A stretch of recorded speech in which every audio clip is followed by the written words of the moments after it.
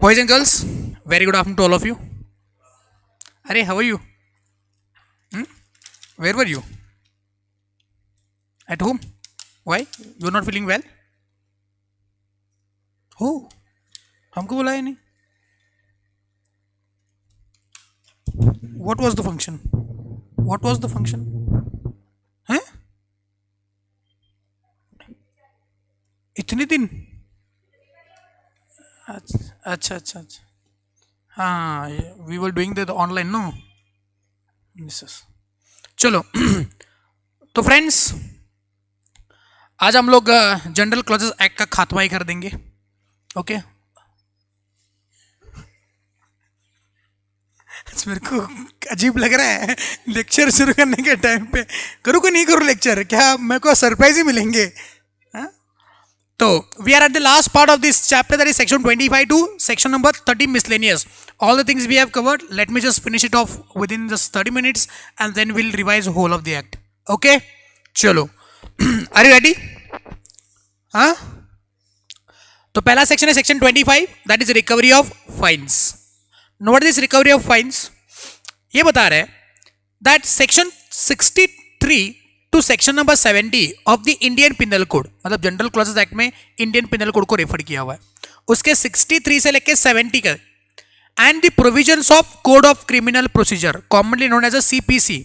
मतलब आज के तारीख पे इंडिया में अगर किसी को पेनलाइज करा जाता है तो आईपीसी एंड सीपीसी दोनों को साथ में मिला के रीड करना पड़ता है एंड देन उसके ऊपर क्या होता है, कार्रवाई हो जाती है. किसी को जेल की सजा होती है, किसी को मॉनेटरी पेनल्टी होती है, किसी को फांसी की सजा होती है. ये आईपीसी एंड सीपीसी का साथ में मिलाप करके जज साहब जो है वो अपना जजमेंट देते हैं. तो section 63 to 70 of the Indian Penal Code and the few provisions from the CPC for the timing in force in relation to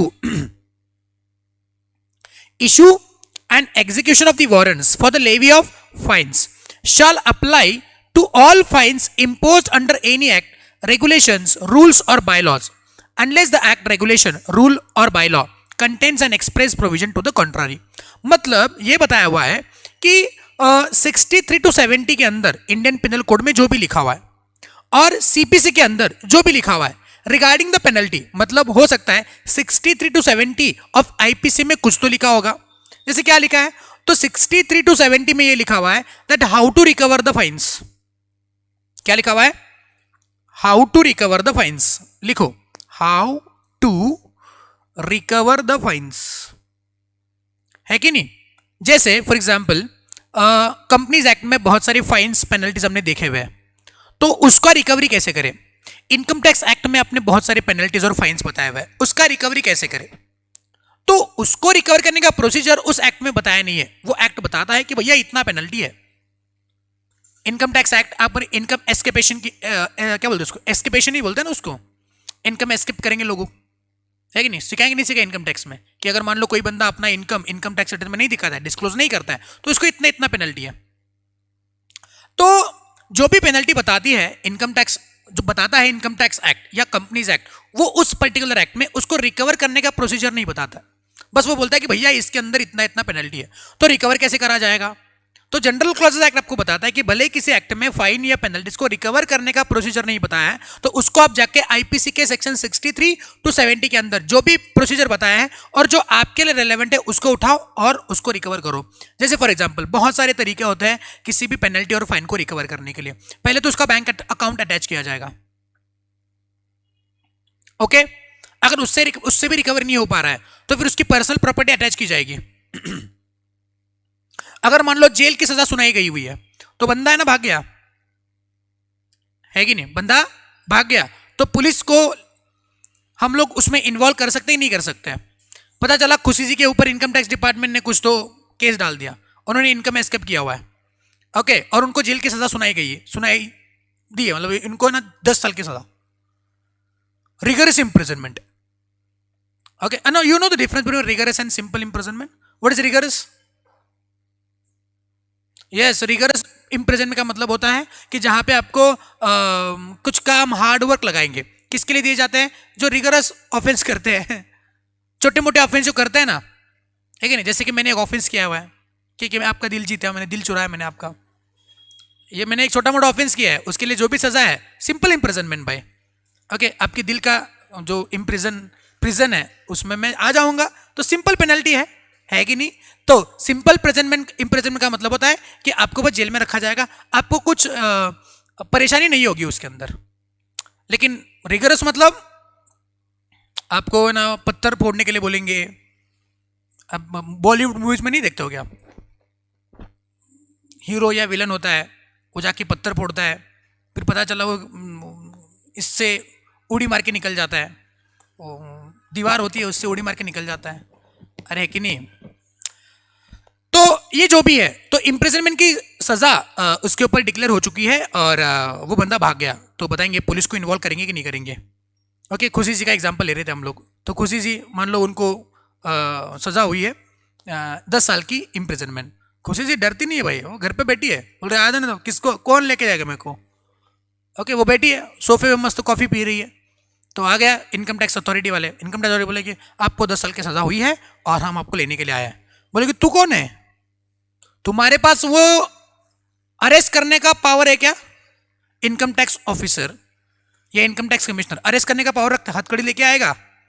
नहीं ना। तो ये बोले कि तुमको पावर किसने दिया बताओ? तो कमिश्नर है जो मेरे से सिखाए रहे।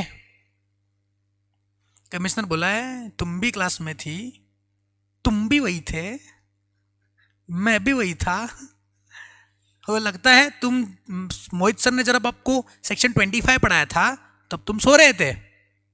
सर ने पढ़ाया 63 to 70 ऑफ द आईपीसी में जो लिखा हुआ है उस तरीके से पेनल्टी फाइन्स रिकवर किए जाएंगे, आपके ऊपर सजा जो है वो सुनाई जाएगी या फिर उसको प्रोसीड किया जाएगा। तो पुलिस को लेके आना ये पावर इनकम टैक्स एक्ट नहीं देता है, ये पावर आपको आईपीसी देता है, और आईपीसी को रेफर करो ये बोलता है जनरल क्लॉजेस एक्ट, इसलिए तो इस एक्ट को सब लॉज का लॉ बोलते हैं, है कि नहीं?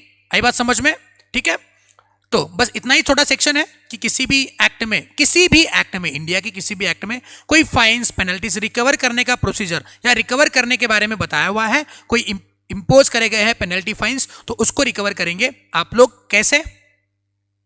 आईपीसी के 63 to 70 as well as same procedure जो सीपीसी में बताए हुए हैं वो सारे प्रोसीजर उसके ऊपर लग जाएंगे, उसके लिए सेपरेटली किसी एक्ट में बोलने की कुछ जरूरत नहीं है। ठीक है, छोटा सा सेक्शन है, आई डोंट थिंक जो कि एग्जाम में आ सकता है। नेक्स्ट एक बार आया हुआ एग्जामिनेशन में तो आपके लिए इंपॉर्टेंट है, section 26 provisions as to offence punishable under 2 और मोर एनैक्टमेंट्स। कैसा हो सकता है, चलो बात करते हैं। एग्जाम्पल के तौर पे है,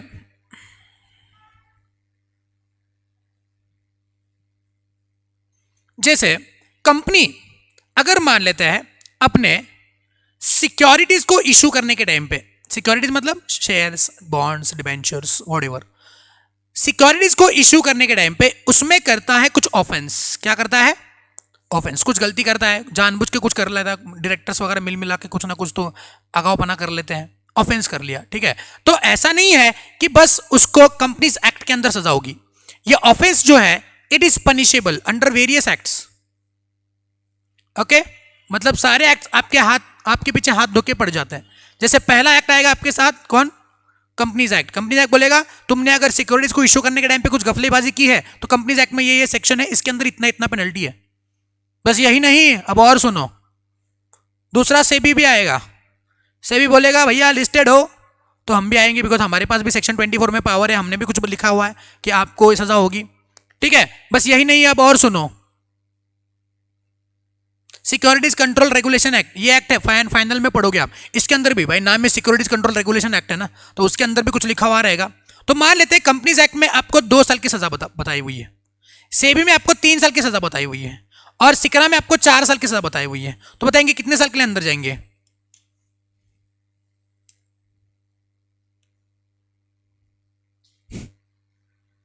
चार साल। अरे श्योर, तो ये तो सिकरा का हो गया। पहले अंदर जाएंगे कंपनीज एक्ट के नाम पे 2 साल के लिए, फिर बाहर जैसे आएगा बोलेगा 3 साल के लिए अंदर चल सेबी, फिर बाहर आएगा फिर बोलेंगे क्या? आला तोंडाला साबण लावून चलात बोलेंगे सिकरा 4 साल, कुल मिला के 9 साल। बस हाँ, सही बात है कि नहीं? 9 साल के लिए अंदर जाएगा ना। अब ये वाला जो कंफ्यूजन है, बीइंग अ जज, अब वहां पे बैठ के कोई भी बोल सकता है 4 साल, लेकिन जब आप जज के कुर्सी पे बैठोगे भैया, वहां पे बहुत सारा डायलेमा है कि क्या बोलूं क्या भी इस केस में मैं। तो इस केस में आपको कौन मदद करेगा? General clauses act. Provisions as to offence punishable under 2 और मोर एनैक्टमेंट्स। अगर ऐसा है तो क्या करें? Where an act or omission constitute an offence under 2 और more enactments, then the offender shall be liable to prosecuted and punished. Prosecuted मतलब कि कार्रवाई जो होगी, एंड पनिश्ड पनिशमेंट होगा, under either or any those enactments. जरूरी नहीं कि जो मैक्सिमम होगा वही होगा। आप जो 4 साल बोल रहे थे बिल्कुल गलत है।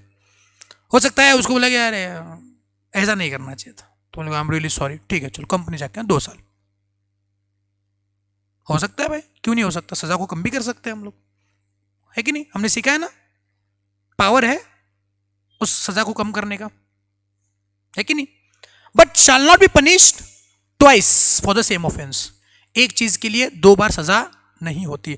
आपने देखा है बहुत बारी बॉलीवुड मूवीज में ये मैंने डायलॉग सुना है, वो मिठुन चक्रवर्ती वगैरह उसके मूवीज होते थे ना बहुत पुराने।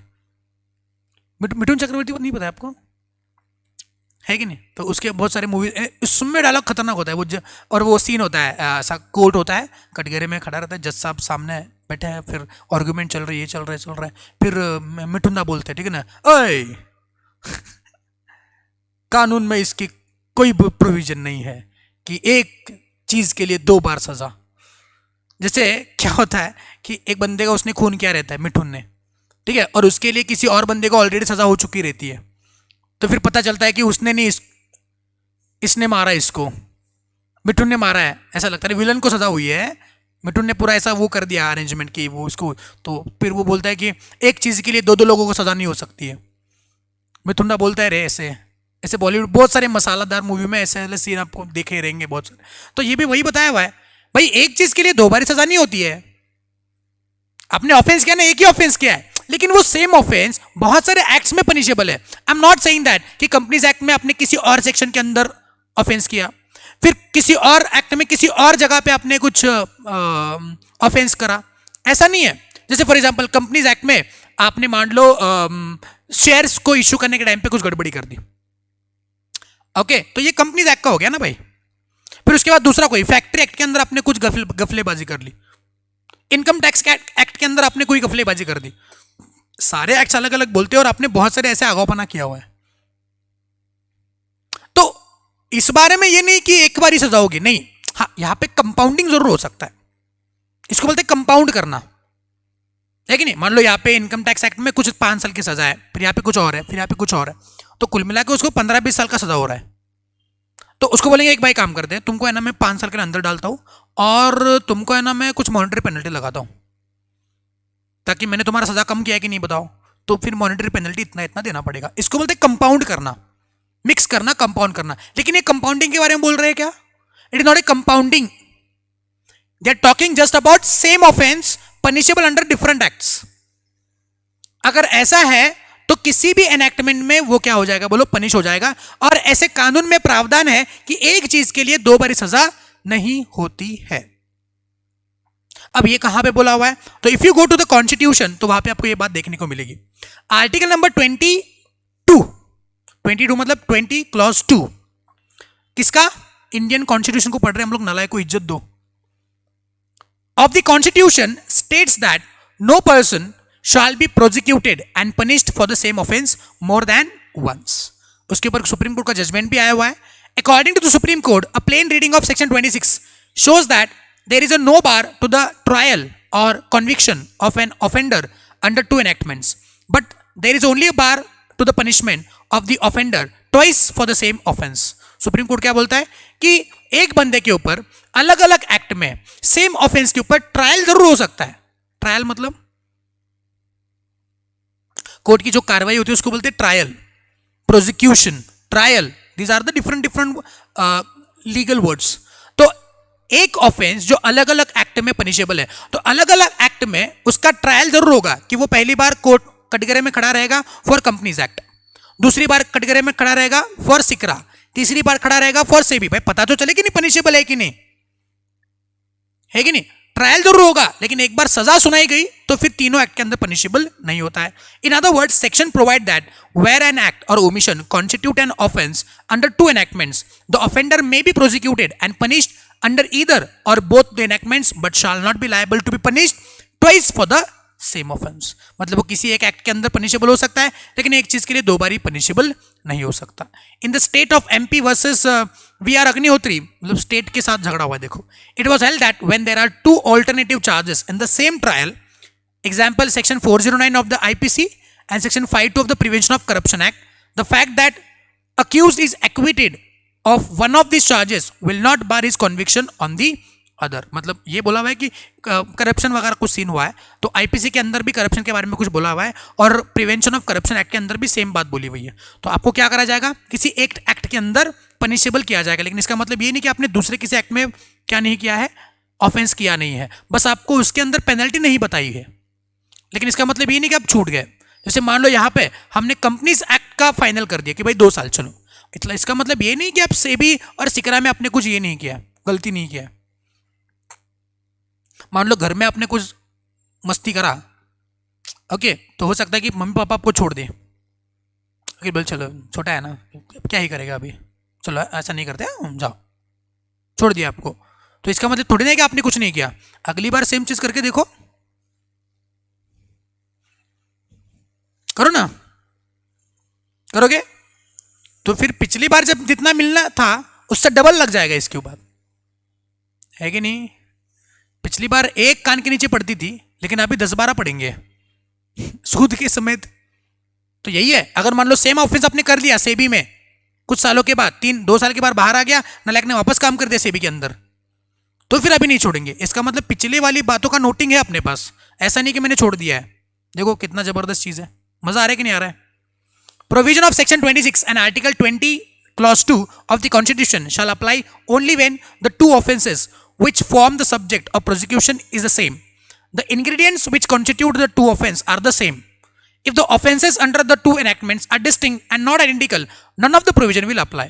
मतलब सेम चीज, जैसे मान लो आपने प्रोस्पेक्टस में कुछ फ्रॉडुलेंट बातें लिखी, इस सेम बात के ऊपर बहुत सारे एक्शन में पनिशमेंट होना चाहिए। अगर मान लेते हैं आपने प्रोस्पेक्टस में फ्रॉडुलेंट बातें लिखी, उसका बस सेक्शन 26 ऑफ कंपनीज एक्ट में लिखा हुआ है कि आप ऐसी वाली बातें प्रोस्पेक्टस में नहीं लिख सकते, ठीक है। फिर उसके बाद आपने क्या करा, प्राइवेट प्लेसमेंट का नॉन कंप्लायंस किया, दैट इज आपने 50 लोगों से ज्यादा लोगों को क्या कर दिया, इशू कर दिया। अब तो 200 हो गया लिमिट, 200 लोगों से को ज्यादा आपने इशू कर दिया। सेम प्रोस्पेक्टस इशू हुआ प्राइवेट प्लेसमेंट के लिए, ओके, एक्चुअली होता नहीं लेकिन ऑफर लेटर आता है वो, तो ऑफर लेटर चला गया, उसमें अपने फ्रॉडुलेंट बातें लिखी और साथ साथ 201 लोगों को आपने इशू करा। बताएंगे ये ऑफेंस एक ही है कि दो है? दो अलग अलग है भाई, एक नहीं है।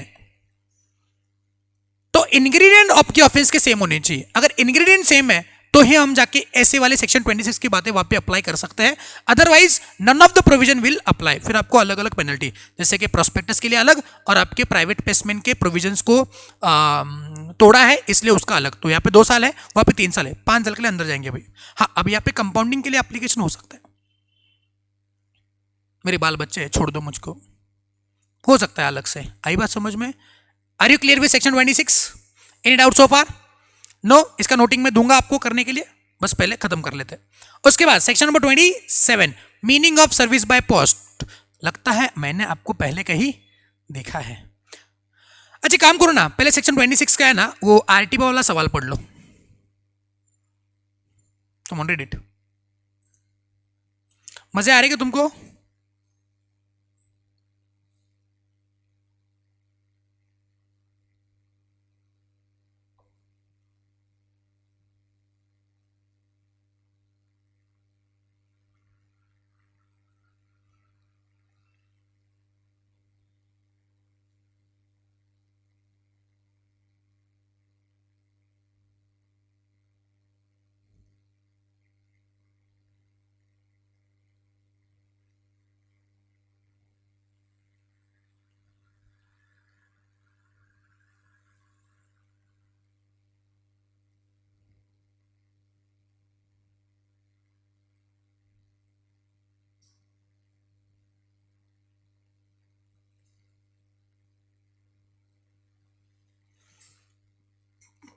पढ़ लिया?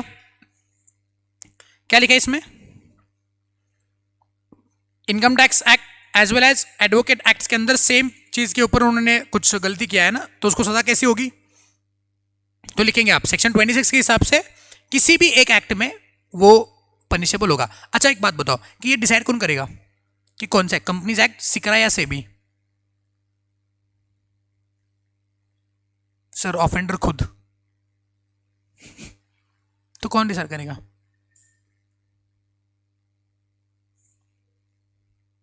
अरे कोर्ट डिसाइड करेगा भाई, और कौन डिसाइड करेगा? क्या सोच रहे आप लोग? इतना भी ज्यादा मत सोचो कि छोटी छोटी बातें भी आपके दिमाग में ना आए। हाँ? डर गए क्या? क्या हुआ? देख के डर रहे? डर के देख रहे हो? Section 27 meaning of service by post. Okay, इसको हमने देखा हुआ है, कहां पे बताओ? कंपनीज एक्ट में देखा भाई, notice of the company section बता पाएंगे? Very good. ओके, अब देखते हैं नाम क्या है?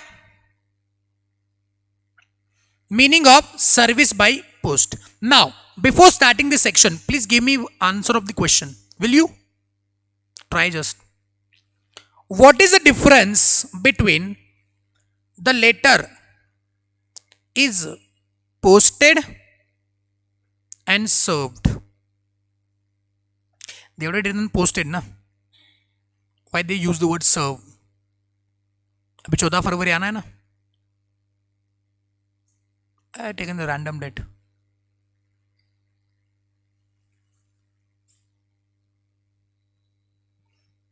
लेटर पोस्ट करना और सर्व करना दोनों में अंतर है कि नहीं है? है तो बताओ, नहीं तो नहीं बताओ। पर्सनली दिया जाता है। ओके,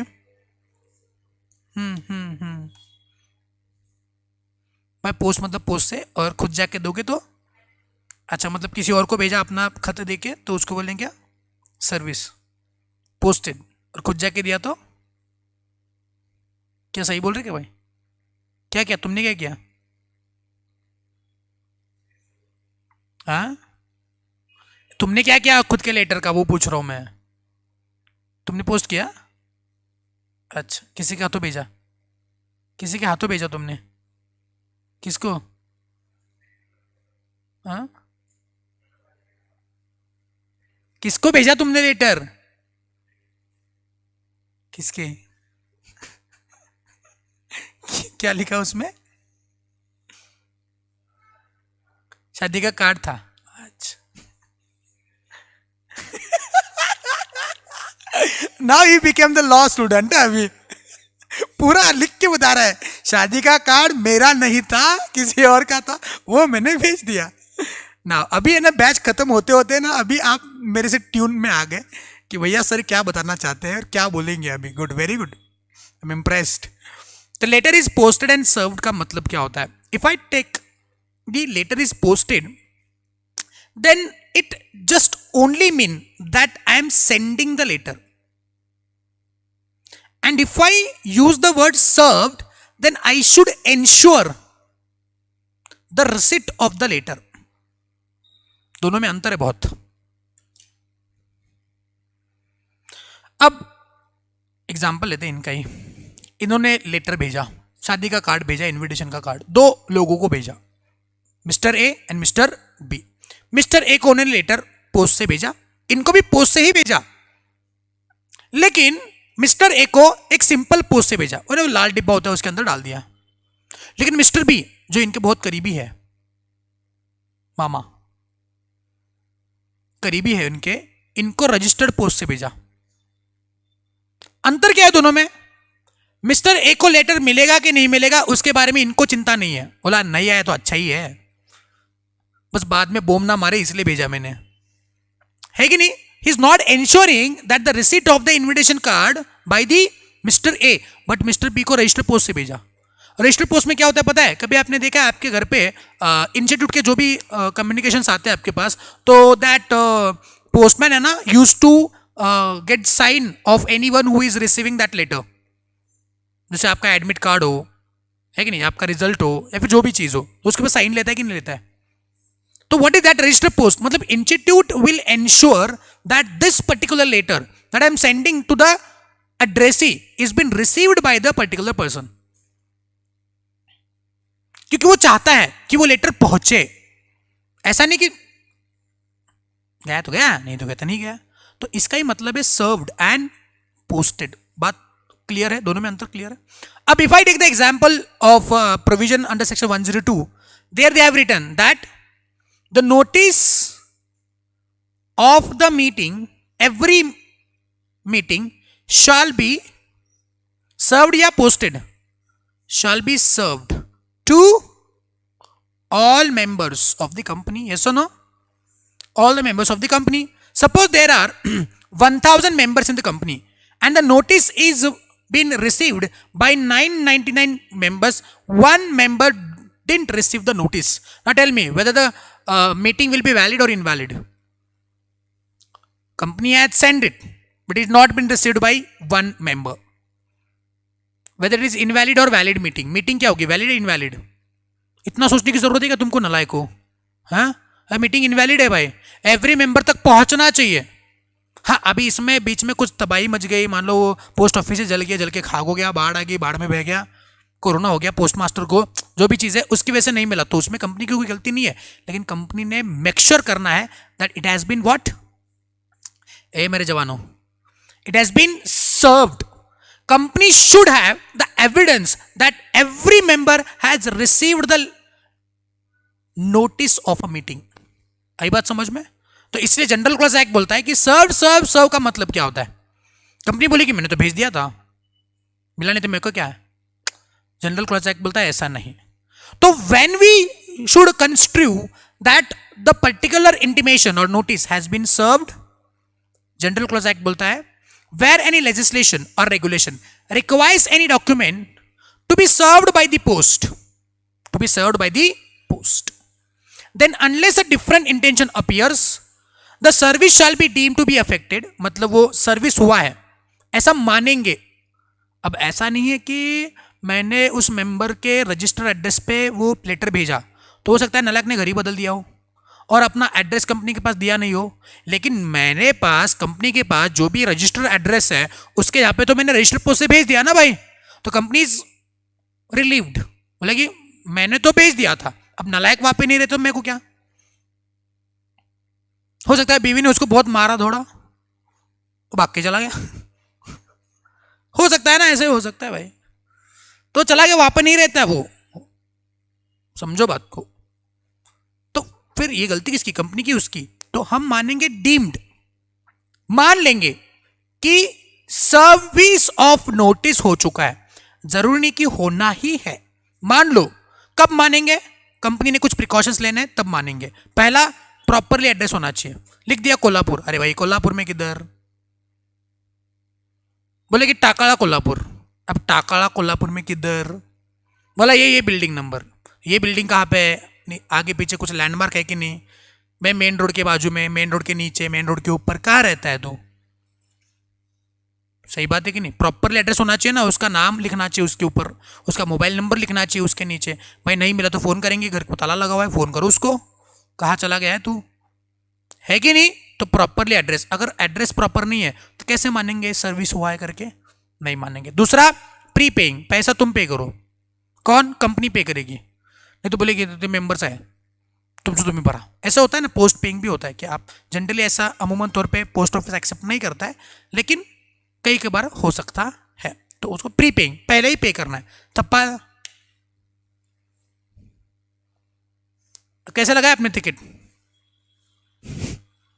पोस्ट ऑफिस में जाके टिकट लगाते कि नहीं लगाते हैं? कैसे लगाते हैं?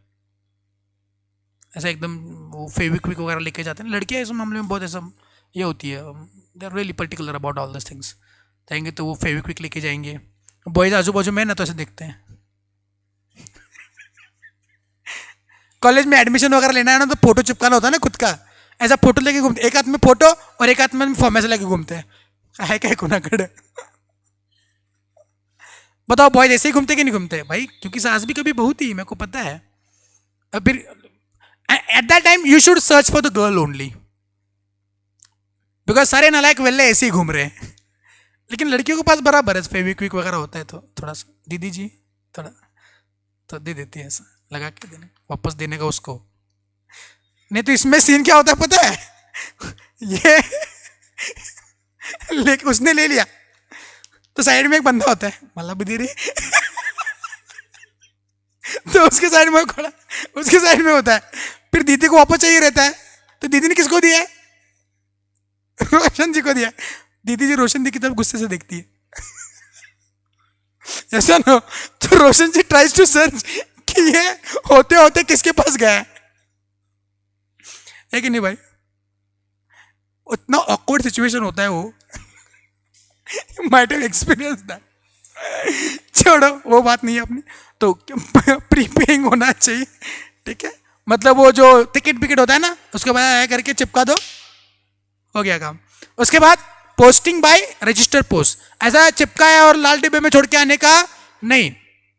साधा पोस्ट आणि रजिस्टर्ड पोस्ट यामध्ये अंतर आहे। Speed post comes under registered post. Registered post acknowledgement due, ये उससे खतरनाक है। आरपीएडी, कई बार आपको आरपीएडी से भेजना है, यू नो, आपको अगर फ्रॉड का रिपोर्टिंग करना है सेक्शन 143(12) के अंदर, तो आपको आरपीएडी से भेजना है उसको। नालायको, अगर ये सेक्शन आपने ठीक से पढ़ा हुआ है तो आपको पता है RPAD what, registered post acknowledgement due. मैं अगर मान लो आपको कुछ भेज रहा हूं आरपीएडी से, तो उसके साथ साथ एक लिफाफा जाता है या फिर एक कार्ड जाता है, वो कार्ड के ऊपर आपका सिग्नेचर होता है, जो रिसीट करेगा वो साइन करेगा कि मेरे को रिसीव हो गया है। बस आप उस पेपर पे साइन नहीं करेंगे, उस कार्ड के पे साइन करेंगे और कार्ड मुझको वापस पोस्ट करेंगे, या फिर वो पोस्टमैन ही वापस लेके आता है और मुझको देता है, देखो दे दिया उसको। एक्नॉलेजमेंट ड्यू रजिस्टर पोस्ट है, ensuring that the letter is received, but here acknowledgement भी ड्यू होता है। मैंने इंस्टीट्यूट को 2 बार भेजा आरपीएडी, वापस ही नहीं आए। होता है ना भाई, डर लगता है मेरा फॉर्म जाएगा कि नहीं जाएगा, तो मैंने आरपीडी कर दिया। बोले चलो करके देखते हैं, कुछ नई बात है, आज कुछ तूफानी करते हैं। तो मैंने रजिस्टर पोस्ट, स्पीड पोस्ट करना था, लेकिन मैंने पूछा उसको पोस्ट मास्टर, बोले ये एक्नॉलेजमेंट ड्यू वाला होता है क्या? बोलो तो वो करो मेरा। तो कुछ 10-20 रुपये एक्स्ट्रा थे, तो मैंने लिख दिया। मैंने बोला चलो आता है कि देखते। आई थॉट कि इंस्टीट्यूट से रिप्लाई आएगा, बहुत मजा आएगा, लेकिन नहीं आया। तो मैं वेट कर रहा था, लेकिन नहीं है, छोड़ो वो बात नहीं है। A letter containing a document to have been affected at the time at which the letter would be delivered in the ordinary course of post, छोड़ो नाडू पाडून। नीचे कुछ 2-3 केस स्टडी आ रहे, एक बार पढ़ेंगे इसको, रीड इट।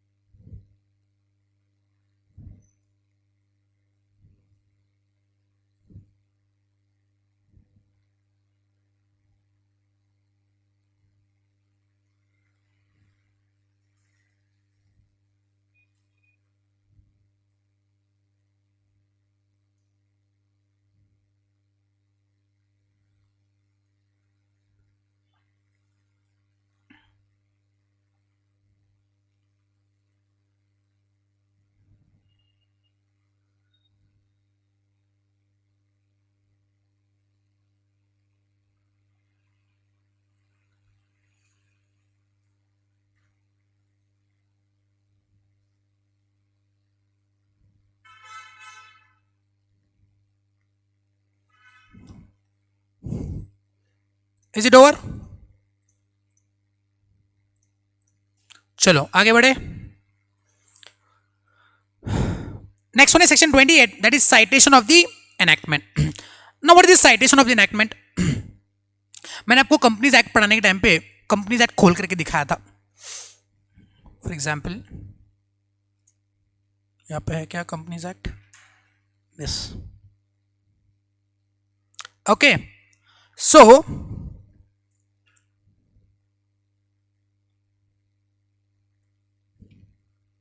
कॉन्ट्रैक्ट एक्ट है, चलो कंपनीज एक्ट नहीं है। तो इस कॉन्ट्रैक्ट एक्ट के नीचे कुछ लिखा हुआ है ना, ऐसे क्या लिखा है ये? Act number 9 of 1872. What is this? Yes, तो 1872 में जो एक्ट पास हुए थे जितने भी, उसमें से ये 9 नंबर का एक्ट था। कुछ 8 भी थे, कुछ 10th नंबर का भी हुआ रहेगा। कंपनीज एक्ट 18 नंबर का एक्ट है, 18th of act number 18 of 2013। तो देखो, अगर मान लेते हैं इनकम टैक्स एक्ट में सपोज एक प्रोविजन बताई हुई है regarding the competition of book profit. Income tax act में एक सेक्शन है, if you have studied thoroughly, section 115 JB, okay, जो बात करता है मिनिमम ऑल्टरनेट टैक्स की।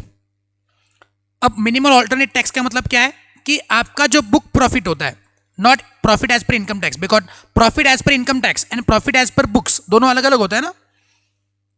तो बुक प्रॉफिट के ऊपर जितना टैक्स आता है और आपका इनकम टैक्स के हिसाब से जो प्रॉफिट आता है, दोनों के ऊपर टैक्स रेट अप्लाई किए जाता है, और फिर जो भी टैक्स आपका ज्यादा आएगा उसको आपने भर देना है। फिर उसके बीच का जो डिफरेंस है वो आपको बाद में सेट ऑफ वगैरह किया जाएगा, वो इनकम टैक्स एक्ट में पढ़ लो। लेकिन ये बुक प्रॉफिट कैसे कैलकुलेट करना है, ये वाली बातें इनकम टैक्स एक्ट में बताई हुई नहीं है, because book profit should be as per the companies act, है कि नहीं। तो वो बात बताई हुई है सेक्शन नंबर 198 में ऑफ द कंपनीज एक्ट। तो इनकम टैक्स एक्ट में क्या लिखा हुआ है, calculate the book profit for the purpose of this section as per act 18 of 2013। वहां पे ये लिखा है कंपनीज एक्ट 2013, पूरा बड़ा नाम नहीं लिखा, बस रेफर करिए what as per the act number 18 of 2013। Now tell me where you will go for getting the meaning of book profit, where you will go. इतना डिफिकल्ट है क्या भाई? कहा हो क्या है दोपहर?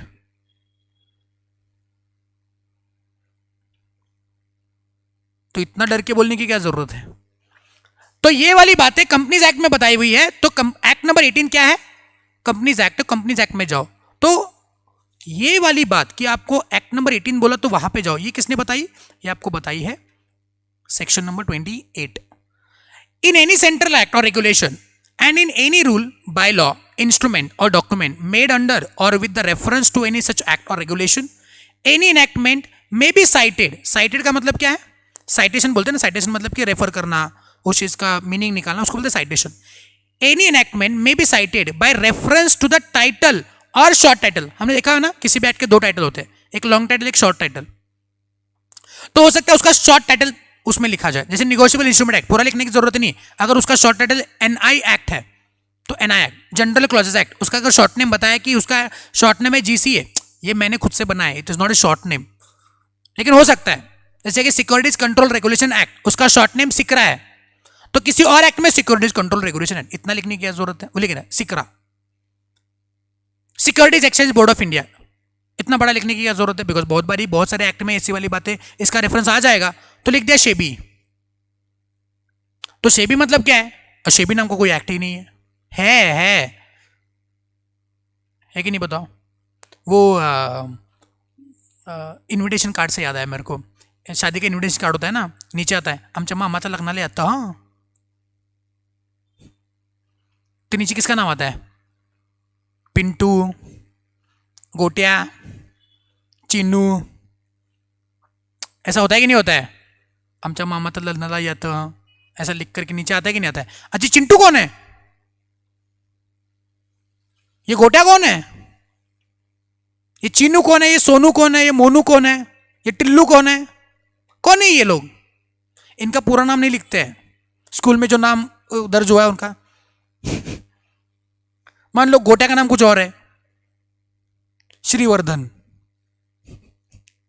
जो भी है, श्रीवर्धन राजशेखर पाटिल, तो क्या लिखेंगे? आमच्या मामाच्या लग्नाला यायचं, श्रीवर्धन राजशेखर पाटिल। पता चला नाम लिखने के लिए सप्लीमेंट डालना पड़ रहा है। इधर हमने एग्जाम में नहीं लिया रहा हो। ऐसा नहीं होता ना, शॉर्ट नेम चलेगा। अब इसका चिंटू का मतलब कौन है? शेजारचा चिंटू, उसका हमारे इन्विटेशन कार्ड में क्या संबंध है? तो भैया हम लोग चिंटू को मतलब अपने चिंटू को समझेंगे ना, सही बात है ना। तो चिंटू मतलब क्या है? एक्ट नंबर 18, चिंटू का मतलब क्या है जीसीए, चिंटू का मतलब क्या है सिकरा, चिंटू का मतलब है शेबी, तो उसी एक्ट में जाओ, वहां पे ऐसा मत बोलना शेबी कोई एक्ट है नहीं तो मैं उसको रेफर नहीं करूंगा। ऐसा नहीं होता है। Getting my point?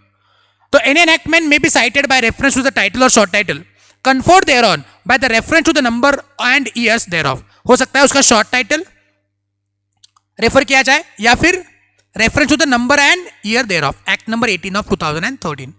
Any provision in enactment may be cited by reference to the section or subsection of the enactment which the provision is contained। मतलब हो सकता है कि सेक्शन नंबर लिख दे और उसके आगे उसका शॉर्ट टाइटल लिख दे, सेक्शन नंबर लिख दे उसके आगे उसका ईयर लिख दे। Okay, in this act and in any central act or regulation made after commencement of this act, a description or citation of a portion or another enactment shall, unless different intention appears, be construed as including the word section or other part mentioned or referred to forming the beginning and forming the end of the portion comprised in the description or the citation। मतलब किसी भी अगर मान लो act में कुछ section के references दिए हुए हैं, ओके, जैसे मान लेते हैं ऊपर लिखा है देखो ये section 63 to section number 70 of the Indian penal code. तो मुझको एक बात बताना, 63 एंड 70 के बीच में 64, 65, 66, 67, 8, 9 एंड 70 इतने सारे सेक्शन है। तो अगर मैंने बोल दिया 63 टू 70, तो बताओ मुझको ये दो सेक्शन उसमें इंक्लूड होंगे कि नहीं होंगे, या छोड़ दूं? होंगे, मतलब 63, 64, 65 एंड सो ऑन टू 70। तो ये वाली बात आपको यहां पे बताई हुई है। सर ये क्या बोलने की बात थोड़ी ना है सर, होते रहे नालायक आपके जैसे लॉ को ज्यादा इंटरप्रेट करने वाले, है कि नहीं? सर ये ऐसा कैसा, सर वो वैसा कैसा, सर ये क्यों लेने का, वो क्यों, कहां पे लिखा बताओ, है कि नहीं? तो लिखा है यहां पे। Getting my point? समझे? पक्का? नेक्स्ट खुशखबर देना चाहूंगा, ये दो सेक्शन पढ़ने की जरूरत नहीं है। कांग्रेचुलेशंस, खुश हो गए देखो, है कि नहीं? नीचे कुछ इंपॉर्टेंट क्वेश्चन बताए हुए, एक बार देख लेंगे बाद में उसको। चलो पहले रिवाइज करते हैं कि आज के लेक्चर पे क्या क्या देखा है। तो आज के लेक्चर पे पहला सेक्शन हम देखा section 25, that is recovery of fines. तो यहाँ पे क्या बताया हुआ है कि किसी भी एक्ट में, सेंट्रल एक्ट में कभी अगर मान लो फाइन्स वगैरह पेनल्टी इंपोज करने वाला प्रोविजन बताया हुआ है, तो वो फाइन या पेनल्टी रिकवर करेंगे as per section 63 to 70 of Indian penal code and CPC. 26 ये बताता है कि अगर मान लेते कोई भी एक ऑफेंस जो आइडेंटिकल हो, जिसके इंग्रेडिएंट सेम हो, अगर वो बहुत सारे एक्ट्स में पनिशेबल है, तो पनिशमेंट सारे एक्ट्स के अंदर नहीं होती है, पनिशमेंट किसी भी एक एक्ट के अंदर होगी या किसी भी एक या दो एक्ट में होगी। ऐसा नहीं कि एक ही एक्ट में होगा, किसी भी एक या दो एक्ट में हो सकती है। इसका डिसीजन कौन लेगा? कोर्ट लेगा, ठीक है? और इसका पावर आपको कॉन्स्टिट्यूशन में दिया हुआ है। उसके बाद section number 27 meaning of service by post, यहाँ पे ये बताया हुआ है कि अगर मान लेते हैं आपको लेटर सर्व करना है, then you have to make sure that it has been received, not just sending. और ये कब हुआ है ऐसे मानेंगे? जब आपने प्रॉपरली एड्रेस किया है, जब आपने उसको प्रीपे किया हुआ है और आपने उसको रजिस्टर पोस्ट से भेजा हुआ है। Please mark this really very important, बहुत बार एग्जाम में सवाल आया हुआ है, ठीक है? And then section number 28 citation of the enactment. अगर किसी और एक्ट में किसी और एक्ट के बारे में रेफरेंस देना है, तो वो पूरा नाम लिखने की जरूरत नहीं है, आप उसका शॉर्ट टाइटल लिख सकते हो या फिर आप उसका ईयर ऑफ एनएक्टमेंट लिख सकते हो, तो वो माना जाएगा कि वो उस एक्ट को रेफर कर रहे हैं। एंड देन लास्ट वन, अगर मान लो किसी भी एक्ट में अगर सेक्शन का रेंज दिया हुआ है, तो उसका पहला और आखिरी दोनों भी उसमें इंक्लूडेड है। हाँ, अनलेस अगर मान लो कोई और इंटेंशन है, वो एक्सक्लूड करना चाहते हैं उन दोनों सेक्शंस को, तो वो कर ले। आई बात समझ में? चलो तो अभी एक काम करेंगे, ये जो सर्विस बाय पोस्ट वाला जो यहाँ पे जो क्वेश्चन दिए हुए हैं, एक बार उसको पढ़ लेंगे। Come on, read it fast.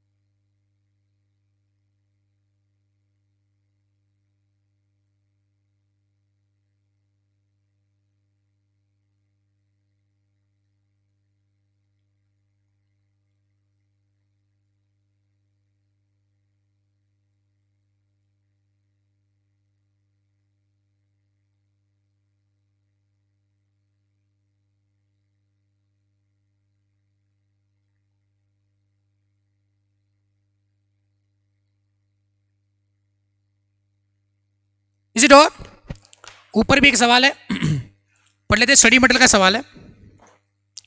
What is the meaning of service by post as per the provision of general clauses act? तो आपने लिखना है क्या कि वो रजिस्टर वो प्रॉपरली एड्रेस होना चाहिए, प्रीपेइंग होना चाहिए और रजिस्टर पोस्ट से भेजना चाहिए। आरटीपी में 18 और आरटीपी में 19 का सवाल है। A notice when required under the statutory rules to be send by registered post acknowledgement due is instead sent by registered post only. Whether the protection of presumption regarding the service of notice by registered post under the General Clause Act is tenable, referring to the provision of the General Clause Act, examine the validity of such notice in this case. बताएंगे आपको register post acknowledgement due से भेजने के लिए बोला है, लेकिन आपने बस क्या कैसे भेज दिया, रजिस्टर पोस्ट से भेज दिया। चलेगा कि नहीं चलेगा? चलेगा कि नहीं चलेगा? अभी तो मैंने एग्जांपल दिया ना 143(12) का।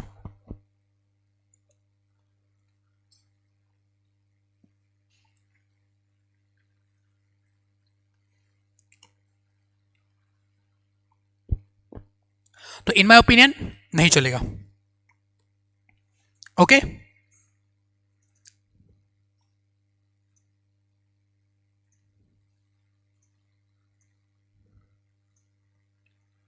ओके जी, क्लियर है।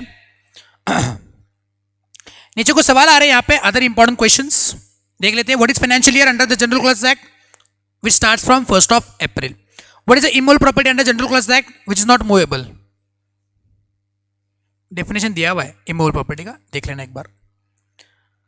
As per the provision of Companies Act 2013, a whole-time key managerial person shall not hold office more than one company except its subsidiary company at the same time. Referring to the section 13 of the General Clauses Act, examine whether the whole-time key manager person can be appointed in more than one subsidiary companies. अब section 13 क्या बोलता है, वो singular का plural वगैरह कुछ याद है आपको? तो कंपनीज एक्ट में ये बताया हुआ है कि कोई भी एक बंदा एक टाइम पे एक ही कंपनी का की मैनेजर पर्सन हो सकता है, एक से ज्यादा कंपनी का की मैनेजर पर्सन नहीं हो सकता। जैसे फॉर एग्जांपल मुकेश भाई की बात करते हैं, तो मुकेश भाई जो है वो रिलायंस इंडस्ट्रीज लिमिटेड के मैनेजिंग डायरेक्टर है, मतलब वो इसके क्या है, की मैनेजर पर्सन है। अब एट द सेम टाइम वो टाटा मोटर्स लिमिटेड के की मैनेजर पर्सन नहीं हो सकते, एक ही कंपनी के बन सकते। लेकिन यहां पे एक्सेप्शन दिया हुआ है, एक्सेप्ट इट्स सब्सिडियरी कंपनी। क्या बोला हुआ है? Subsidiary company. तो रिलायंस इंडस्ट्रीज लिमिटेड की कोई सब्सिडियरी कंपनी है तो उसमें वो वापस की मैनेजर पर्सन हो सकते हैं, बिकॉज कंट्रोल एक ही है ना, डाइवर्जन नहीं होगा, क्वालिटी वही रहेगी इसलिए। लेकिन रिलायंस इंडस्ट्रीज लिमिटेड की दो सब्सिडियरी कंपनीज है, एक है रिलायंस जियो लिमिटेड एंड एक है रिलायंस रिटेल लिमिटेड। तो बताएंगे क्या दोनों में हो सकते हैं या फिर दोनों में से किसी एक का ही हो सकता है? दोनों हो सकता है, एक हो सकता है। क्यों? Singular includes plural. यहां पे सब्सिडरी बोला है but construed as a plural. Subsidiary बोला है ना, एक्सेप्ट इट सब्सिडरी, तो consider it as a subsidiaries. आई बात समझ में? एमटीपी नवंबर 20 में सवाल आता लेटेस्ट। ओके जी, next a notice when, solution पढ़ लेना आप घर पे। A notice when required under statutory rules to be send by RPAD instead of registered post only, मतलब प्रोटेक्शन ऑफ ब्ला ब्ला ब्ला ब्ला ब्ला ब्ला, अभी तो पढ़ा हमने। ओके, तो एक बार उसको भी पढ़ लेना, ठीक है। तो यहां पे खत्म हो आपका general clauses act also. Any doubt so far? Any doubt? नहीं? चलो तो पूरे एक्ट को रिवाइज करेंगे एक बार।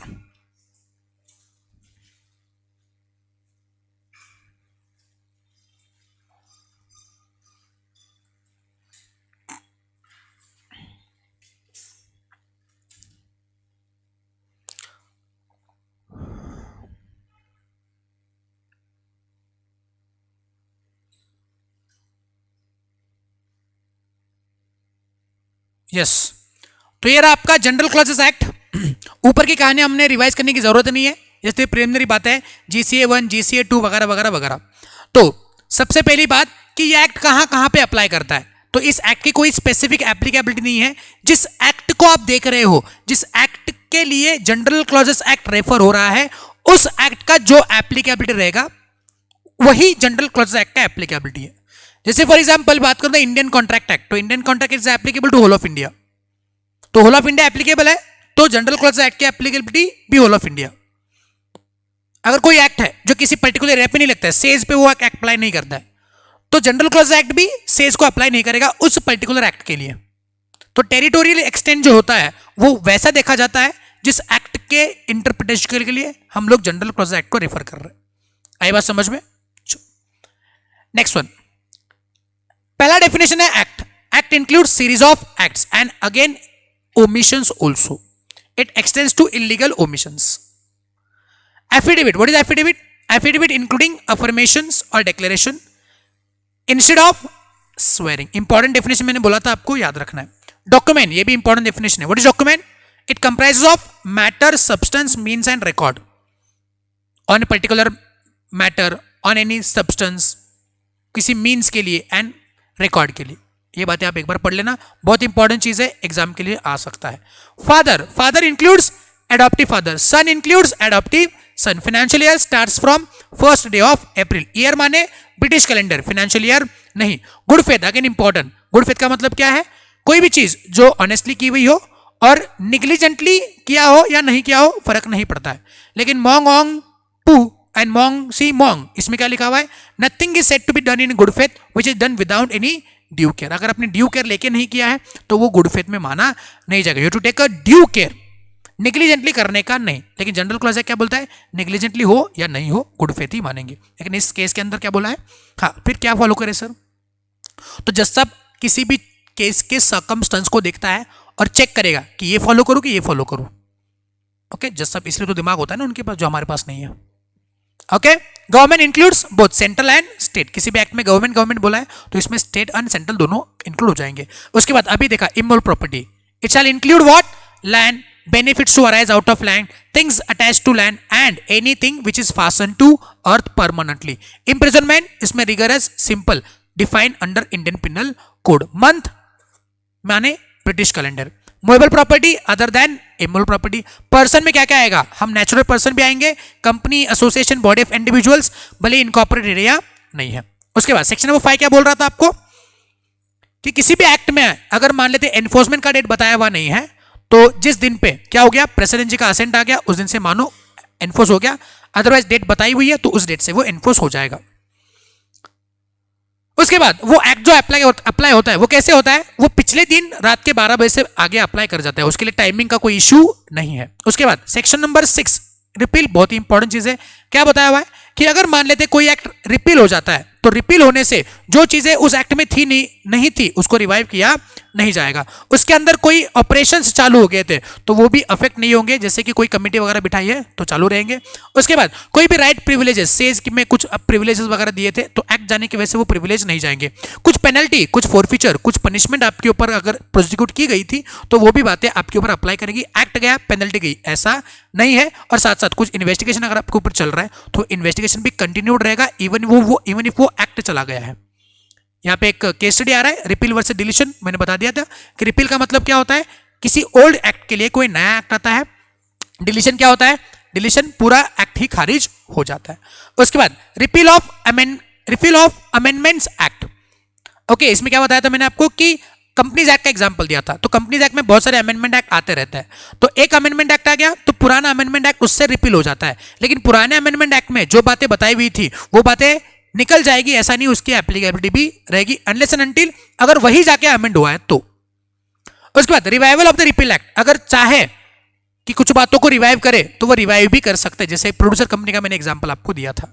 उसके बाद reference to the repeal enactment. अगर मान लेते हैं आज हम लोग किसी पुराने रिपील्ड एक्ट के प्रोविजंस को रेफर करना चाहते हैं तो आज हम लोग उसको रेफर कर सकते हैं अगर जरूरत पड़े तो.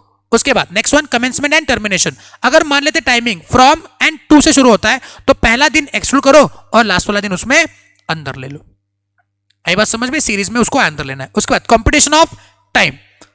सो अगर मान लेते हैं किसी एक दिन पे अगर आपने कंपटीशन टाइम किया, 3 महीने के अंदर आपने क्या करना था? केस फाइल करना था और 3 महीने खत्म हो गए लेकिन उस दिन पे कोर्ट बंद है तो आपने क्या करना है, अगले दिन जब कोर्ट ओपन होगा उस दिन पे आपने केस फाइल कर दिया तो माना जाएगा कि आपने वो ड्यू टाइम में कर दिया है। हाँ, ये वाली बात इंडियन लिमिटेशन एक्ट के ऊपर अप्लाई नहीं करती है।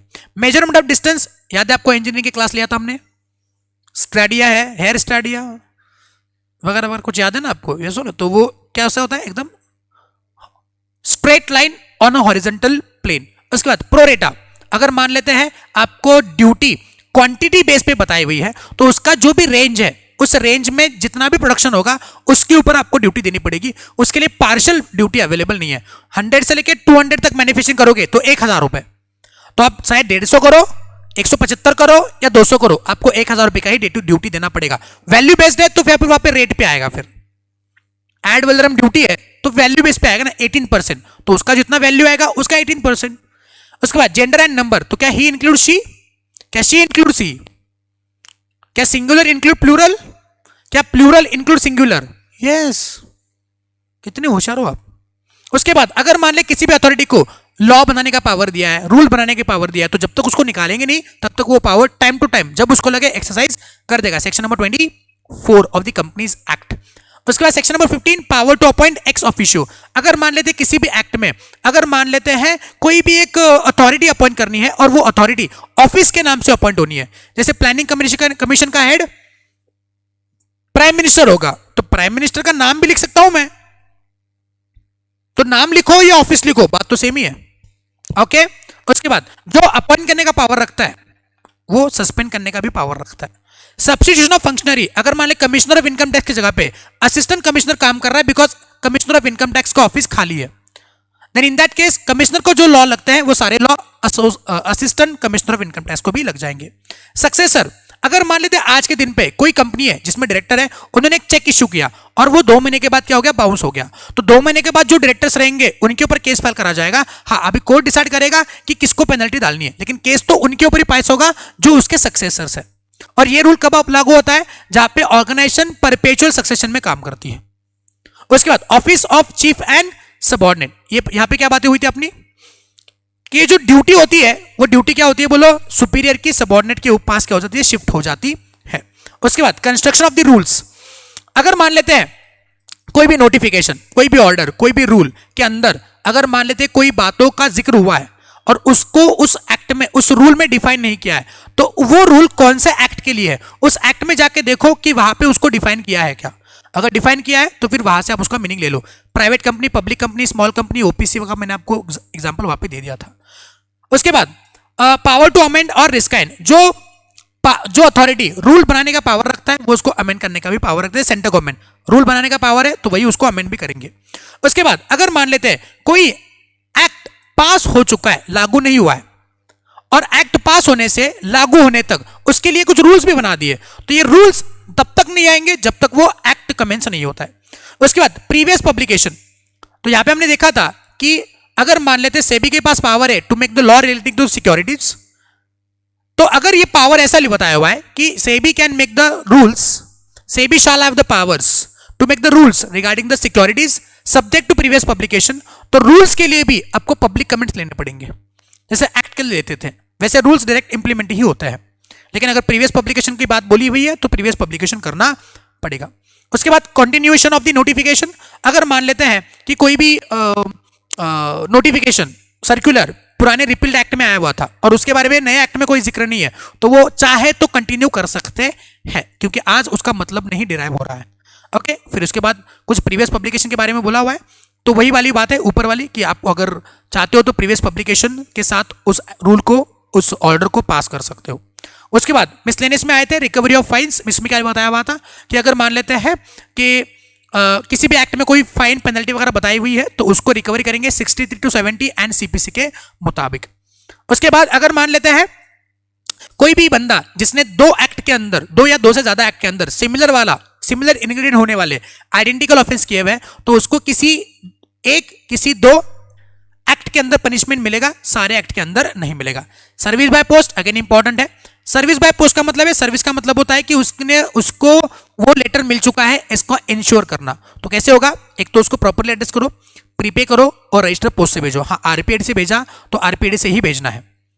ओके, उसके बाद साइटेशन ऑफ द एनैक्टमेंट, अगर मान लेते किसी दूसरे एक्ट में किसी और एक्ट का रेफरेंस देना है तो उसके नाम से या उसके शॉर्ट टाइटल से उसका रेफरेंस दे सकते हैं। और इसके बाद ये आई गेस ये दो वाले सेक्शन हमने पढ़ने नहीं है। Okay, any doubt so far? No, चलो, so here I am resting my case for the general clauses act. Okay, मिलता है for the next act that is the interpretation of statute. Okay, I guess आपको general clause act की सारी बातें clear है। अगर कुछ डाउट होगा तो जरूर पूछना, और अपने बुक में जितने भी एग्जाम के क्वेश्चंस दिए हुए हैं एक बार उसको जरूर रेफर करना। स्टडी मटेरियल को रेफर करने की जरूरत नहीं है, स्टडी मटेरियल की सारी बातें हमारे नोट्स में कवर्ड हो चुकी है। हाँ, बस अब आरटीपी वगैरह अगर मेरे से कुछ क्वेश्चन छूटे हैं नहीं है, लेकिन अगर छूटे हुए हैं तो उसको देख लेना। साथ साथ अभी इसके ऊपर मॉक टेस्ट पेपर आएंगे इंस्टीट्यूट के 2, तो उसके अंदर जो क्वेश्चन आ सकते हैं नए वाले तो उसको रेफर करना। साथ साथ इस अटेम्प्ट का दैट इज मई 22 का जो भी आरटीपी रिलीज होगा उस आरटीपी में अगर कुछ क्वेश्चंस रहेंगे तो उसको जरूर आप रेफर करना। मैं उसके बारे में डिटेल में वीडियो जरूर बनाऊंगा कि देखो भैया ऐसे ऐसे क्वेश्चंस आए हुए हैं, लेकिन जब तक मेरा वीडियो नहीं आता है तब तक आप भी खुद से उसको रेफर कर लेना जरूर। ठीक है, हर एक चीज के लिए सर के ऊपर डिपेंड होने की जरूरत नहीं है। You have grown up, CA बनोगे कुछ सालों के बाद तो you have to think like you have to behave like you are matured person. Okay, चलो, so thank you so much, मिलते हैं कल, bye bye, have a nice day.